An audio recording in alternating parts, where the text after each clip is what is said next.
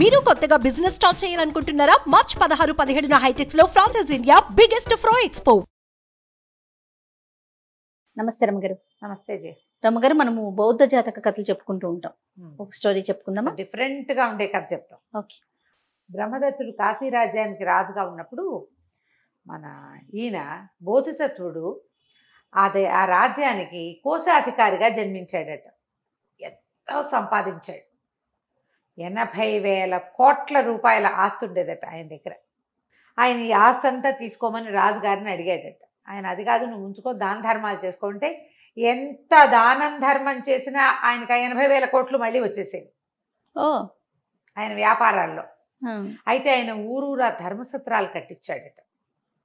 విపరీతంగా అన్నదానం చేయించేవాడు. ఫలితంగా ఆయన మరణానంతరము 80,000 కోట్ల రూపాయల ఆస్తిని వదిలిపెట్టి ఇంద్ర పదవిని అలంకరించాడట. ఆయన తర్వాత తరంలో వాడు కూడా అలాగే విపరీతంగా దాన ధర్మాలు చేసి మరణం తర్వాత సూర్యుడిగా జన్మించాడు.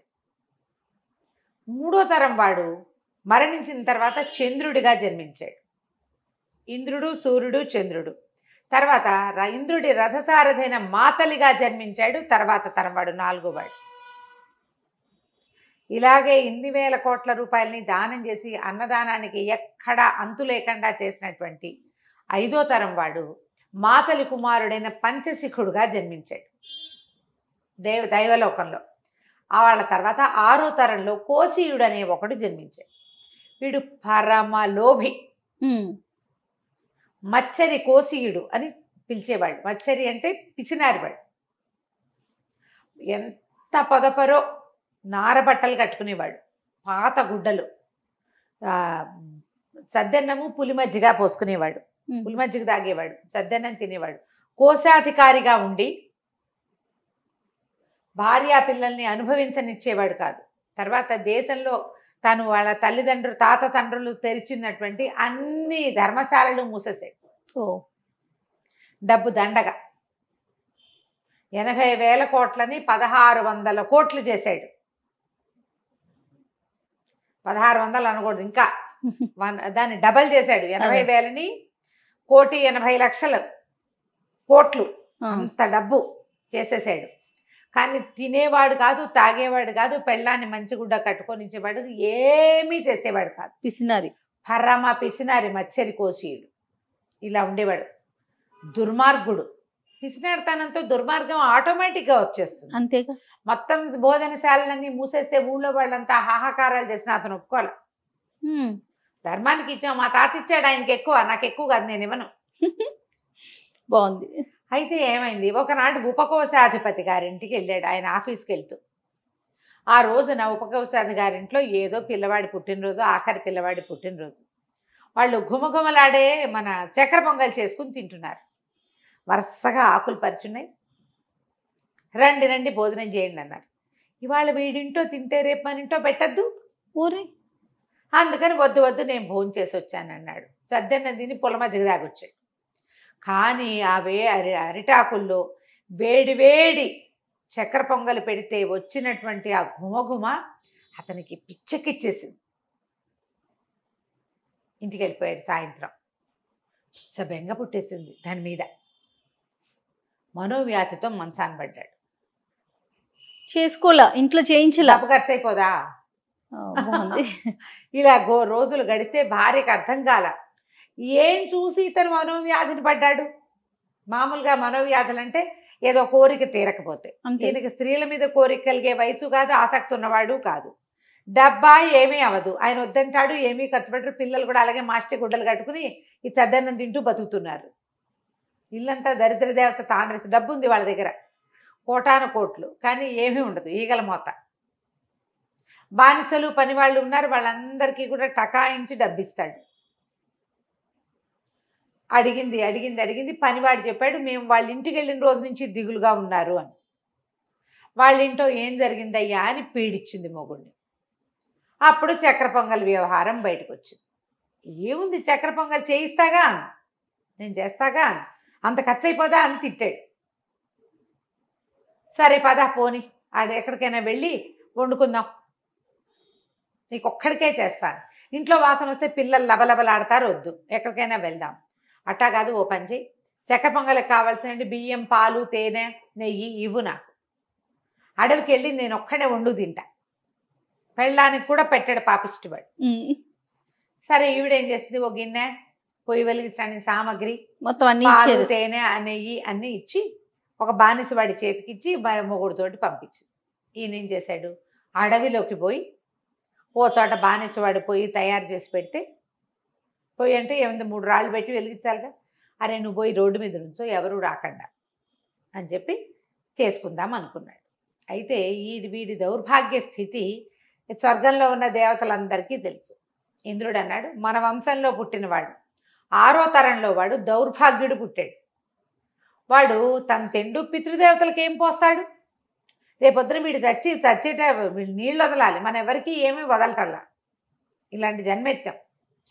మన తర్వాత తరంలో ఇలాంటి దౌర్భాగ్యుడు ఉన్నాడంటే ఏమైనా బాగుంటుందా అని చెప్పి వీడిని మార్చాలని నిశ్చయించుకున్నాడు. ఇక మామూలు కాదు, ఎట్లాగైనా వీడిని మార్చేయాలి. సరిగ్గా చక్కెర పొంగలి తయారయ్యే టైంకి ఇంద్రుడు బ్రాహ్మణ వేషంతో వచ్చేసాడు. వచ్చి నాకు పెట్టి నాకు కూడా అని కూర్చున్నాడు. కాదన్నాడు, నేను పెట్టనన్నాడు. అదన్నాడు, ఇదన్నాడు. నువ్వు బ్రాహ్మడి పెట్టకపోతే నువ్వు ఎట్లా పైకి వెళ్తావు? అలా కాదని బాగా బలవంతంగా ఒప్పించాడు. సరే నీకు పెడతాను అనగానే సూర్యుడు వచ్చాడు. ఒప్పించారు. ఇంత గిన్నెడు ఉండాడు. వాళ్ళ ఆవిడిచ్చిన దానికి సరిపడా పెట్టాడు కదా. అక్కడి నుంచి సూర్యుడు వచ్చాడు, చంద్రుడు వచ్చాడు, మాతలు వచ్చాడు, పంచశిఖుడు వచ్చాడు. మొత్తం వరుస పెట్టారు. 5గురు అతని పితరులు వచ్చారు. ఇతను 6వ తరం వాడు. సరే ఆకులు తెచ్చుకోండి పెడతానన్నాడు. వీళ్ళంతా తెచ్చారు. తీరా అవి ఇంత తరిటాకులు తెచ్చుకున్నారు. పెద్ద పెద్ద తామరాకులు అంతున్నాయి. ఈయనన్నాడు, దీని నిండా నేనెందుకు పెడతాను, ఆకు నిండా పెట్టాలంటారు, పెట్టు, మందారాకులు తెచ్చుకోండి అన్నాడు. పోయి లేచెళ్ళి మందారాకులు తెచ్చారు. మందారాకులు వీళ్ళ చేతుల్లోకి అతను వడ్డించిపోయేసరికి అవి ఇంత అయినాయి. ఆకు నిండా పెట్టద్దు. అక్కడి నుంచి అరిచర్చి కేకలు పెట్టాడు. ఇట్లా చేయను, అట్లా చేయను, మీరు ఇట్లా చేస్తే కుదరదు, నాకు కుదరదు కాక కుదరదు అంటే ఒప్పుకోలే వాళ్ళు, పెట్టాల్సిందేనన్నారు. సరే ఏం చేస్తాడు, 5గురికి ఆకుల్లో వడ్డించాడు. 5గురు తిన్నారు. తిన్న తర్వాత నీ పితరులో మాకు పెట్టాలని అక్కడి నుంచి గిన్నె అక్కడ పెట్టి తను తినాలి. ఇప్పుడు ఇంతలో ఒక్కొక్క వచ్చింది. ఆ కుక్క గిన్నెలో మూత పెట్టబోయింది. కుక్క ముట్టుకుంటే ఎట్లా, ఈయన తోలాడు. మళ్ళీ వచ్చింది కుక్క. ఎన్నిసార్లు తోలినా వస్తుంది. దగ్గర పెట్టుకుని చేతులు అడ్డం పెట్టుకుని తీసి పెట్టుకోబోయాడు. ఇంకా ఇంత గిన్నెలో ఉంది. అదేంటో విచిత్రంగా ఈయన ఇంటే వండినా అంత అయింది అది. ఈ లోపల ఏం చేసింది, కుక్క నాకేసింది. కుక్క ఎంగిలి ఈయన చేతికి చెయ్యి అడ్డం పెట్టాడు, చేతికి తగిలింది. మరి కుక్క ఎంగిలి ఉంటే దాంతో అన్నం ఎట్టా తింటాడు? ఈ బ్రాహ్మలందరినీ అన్నాడు, మీరు పని చేయండి, ఈ కుక్క కాపలాగాయండి, నేను ఒక్కసారి చేతులు కడుక్కొస్తాను పో అన్నాడు. అన్నాడు. పోనీ నీళ్లు తెచ్చిపెట్టండి అంటే మేము చచ్చినా తెచ్చిపెట్టాం. బ్రాహ్మణులకు పని చెప్తావా నువ్వు?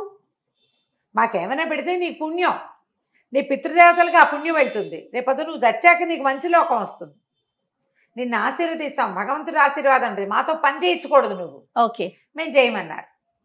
చేయి కడుక్కోవడానికి లేచి వెళ్ళాడు. ఇంకేం చేయలేక వెళ్ళేసరికల్లా కుక్క కాస్త అన్నంలో మొహం పెట్టేసి నోరు పెట్టేసేసరికల్లా ఆ కుక్కని తరిమాడు, కొట్టబోయాడు. కొట్టబోయేసరికల్లా బ్రాహ్మణ 5గురు నిలబడి చూస్తూనే ఉన్నారు. ఇవి వచ్చిన వీళ్ళు ద్విజులు. ఆ కుక్క కాస్త రయ్యమని తిరగబడి పెద్ద గుర్రంగా మారింది. గుర్రం అతని వెనకాల పడింది. తప్పించుకోలేకపోయాడు. గిరికీలు కొట్టించేసింది అది. అటు పరిగెత్తి మొదట వచ్చాడుగా ఇంద్రుడు బ్రాహ్మణ రూపంలో, ఆయన కాళ్ళు పట్టినాడు, నన్ను రక్షించు, నేను తిందామనుకుంటే నాకు అది లభించలేదు, చివరికి ఈ గుర్రం నన్ను కురికేసేలాగా. గుర్రం తన్నిందంటే మామూలుగా ఉండదు, దాని పళ్ళు తగిలినా సరే మహావిషం అట. అది నా మీదకి వచ్చేస్తుంది, నన్ను రక్షించమంటే ఆయన ఏమన్నాడంటే, దానం చేస్తానని ఒప్పుకో, నీ తాలూకు పిసినారి గుణమే, మచ్చరి గుణమే ఈ గుర్రం రూపంలో నీ వెనకాల పడింది. ఓకే, అయ్యా మీరంతా ఎవరు ఎందుకు వచ్చారన్నాడు. మేము మీ పితృదేవతలోని వరుసగా స్వరూపాలు కనపడి, ఇంద్రుడు, సూర్యుడు, చంద్రుడు, మాతలి, పంచశిఖుడు. దాన గుణం వల్ల మాకు ఈ జన్మలు లభించాయి, నీ మచ్చరి గుణం వల్ల మాకొచ్చింది కూడా పోతుంది కదా. ఇంట్లో దద్దోజనం చక్కెర పొంగలు వండితే ఇంటిలి పాది తింటారని సంతోషించవా? ఎవడింటో అయినా తినాలంటే నువ్వు వాడికి పెట్టాల్సి వస్తుందేమోనని మానేస్తావు. ఏం చేసుకుంటావు? చచ్చాక పట్టుకెళ్తావా? నువ్వు పట్టుకెళ్ళగలిగేది ఏది? నువ్వు చేసిన దానాన్ని పట్టుకెళ్తావు, డబ్బుని పట్టుకెళ్ళవు అనేసరికి కోసీడు అలాగేనని 5గురికి కాళ్ళు పట్టుకున్నాడు. ఆ గుర్రము ధర్మదేవత స్వరూపంలో కనపడింది అతను. అబ్బా, అందరూ మాయమైపోయారు. కోసీయుడు ఇంటికి నడుచుకుంటూ వెళ్ళిపోయాడు. ఆ రోజు నుంచి సంతర్పణలు చేయటం మొదలుపెట్టాడు. అతను మూసేసిన భోజనశాలలన్నిటినీ తెరిపించాడట. ఎప్పటికీ అతని సంపద తరగలేదు. అతని దానగుణం వేణోళ్ళ చెప్పుకునేవాళ్ళు. ఆ వంశంలో ఉన్న వాళ్ళందరిలాగానే వీడు కూడా కొంతకాలం అలా ఉన్నాడు, కానీ వాడికి జ్ఞానోదయం అయిందని చెప్పుకునేవాళ్ళు. కథ కంచికి మనం ఇంటికి. బా, ఎంత బాగుందో రమ్మగారు. నమస్తే అండి. నమస్తే జయ.